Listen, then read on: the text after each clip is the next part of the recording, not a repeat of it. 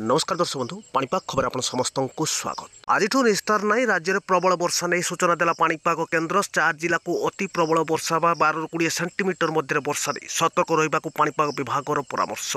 14 जिला को yellow warning सह आगामी 24 घंटा मध्य प्रबल अति प्रबल वर्षार सूचना रही। एपटे भीषण रूप ने लघुचाप बंगोपसागर घनीभूत होउछि लघुचाप प्रभाव में राज्य में 17 जाए निस्तार नहीं। अनेक स्थान में भीषण वर्षा चेतावनी रही। पाणीपाग विभाग मिलता सूचना अनुसार दक्षिण ओडिशार 6 जिले होईपारे मुसळ धारारे वर्षा एने सतर्क रहा पाणीपाग विभाग परामर्श। मालकानगिरी कोरापुट रायगड़ा गजपति गंजाम कंधमाल जिले में देखा मिल भारी वर्षा। तेज निश्चय जारी रखु लघुचाप केउठी रही यार प्रभाव में केते दिन पर्यंत राज्य में वर्षा हेब उपकूल केबे छुईब और आगामी 24 घंटा मध्य बालेश्वर समेत केउ 14 जिला को प्रबल वर्षा नहीं चेतावनी देछि विभाग। मालकानगिरी समेत केउ 4 जिला को सतर्क रहा पाणीपाग विभाग परामर्श जारी होइछि।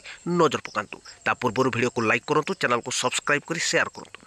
तो भुवनेश्वर पाणीपाग केन्द्र मिलता सूचना अनुसार बंगोपसागर भीषण रूप ने लघुचाप आगामी 24 घंटा मध्य घनीभूत हो उपकूल को मुहाइब। उत्तर पश्चिम दिगरे गति रही सूचना रही। उत्तर पश्चिम बंगोपसागर पार्श्ववर्ती पश्चिम केन्द्रीय अंचल में सक्रिय रही।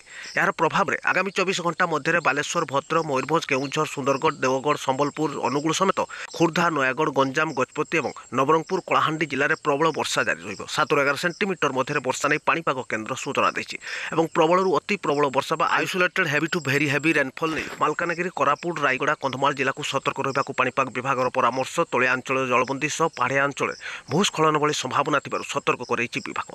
एपटे मत्स्यजीवी मानक समुद्र को बारण करछि विभाग। 17 तारिख पर्यंत समुद्र अशांत रहिबा नै सूचना जारी होइछि। तेज राज्य में लघुचाप प्रभाव में लगाण वर्षा जारी रहिबो। आसंता काली 10 जिला को प्रबल वर्षा सह 4 जिला मुसळ धारारे वर्षा नहीं चेतावनी देछि पाणीपाग विभाग। प्रबल वर्षा नहीं मालकानगिरी कोरापुट नवरंगपुर कलाहांडी समेत उत्तर ओडिशार मयूरभंज बालेश्वर भद्रक केन्द्रापड़ा जगतसिंहपुर और जाजपुर जिला को पाणीपाग विभाग येलो वार्निंग जारी होछि। ए समस्त जिला मानकर 7 ରୁ 11 सेंटीमीटर मध्य वर्षा हेब और अति प्रबल वर्षा बा मुसळ धारारे वर्षा नहीं रायगड़ा गजपति गंजाम समेत कंधमाल जिला को सतर्क रहा पाणीपाग विभाग परामर्श।